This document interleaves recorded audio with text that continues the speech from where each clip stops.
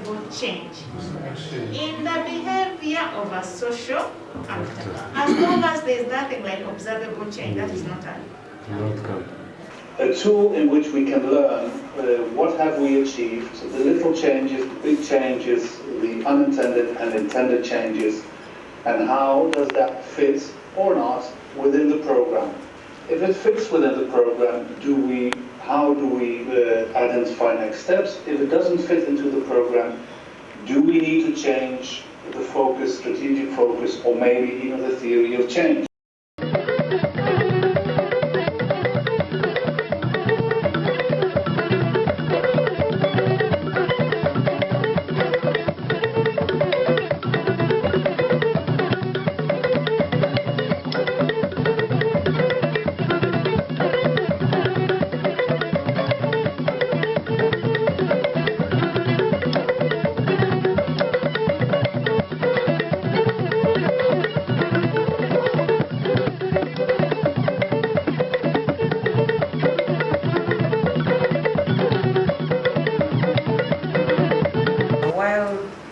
Noting the observable change, I have to look at what has changed in agenda, in activities, in relationships, so that the observable change is very clear.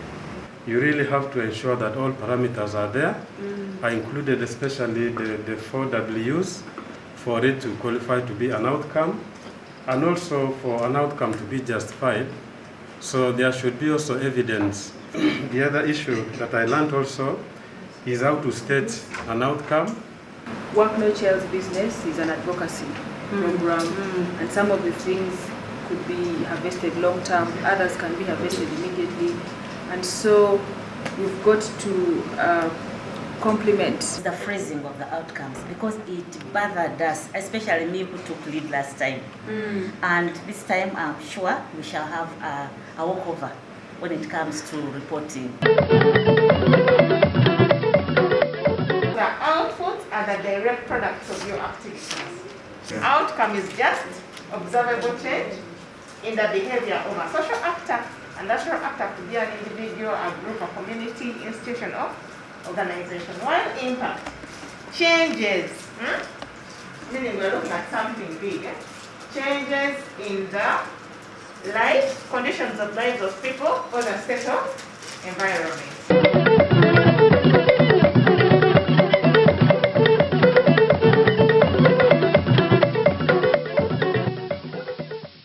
Actually, myself, I couldn't differentiate what an outcome is, what an input is.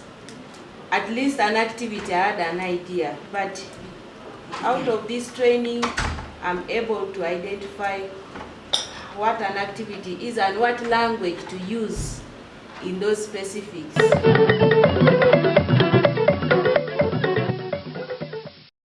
When we say specific, each outcome has to be formulated with sufficient detail so that the reader without specialized subject or contextual knowledge will be able to understand and appreciate what changed.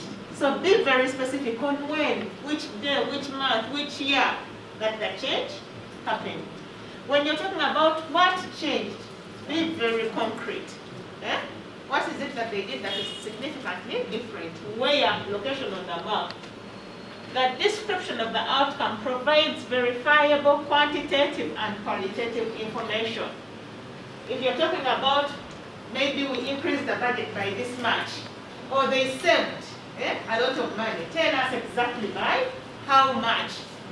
If there was increment in something, by how big or how far, how fast. If it is size, if it is weight, if it is age, shape, color. Be very specific when you're giving all those quantities so that you don't miss out on anything.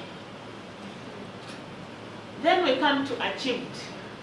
So a plausible relationship or a logical link between the outcome and what the project has done shows that it has been achieved. An outcome to be relevant, it has to be contributed to your program's theory of what? Change. So that is why we have the relevance bit. So even if it is an outcome, but it doesn't help you in any way in regards to your theory of change, you don't need it.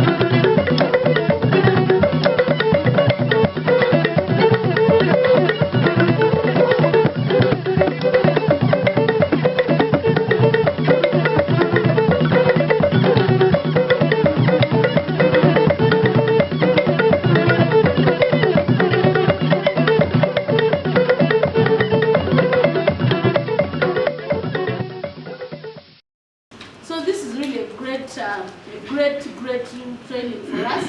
Now I know how to put the outcomes in my report rightly. We can now describe very well the outcomes, who changed what, where, and when. We now know the dimensions of an outcome. We know how these outcomes are now, the relevance bit of it, the contributions and things like that.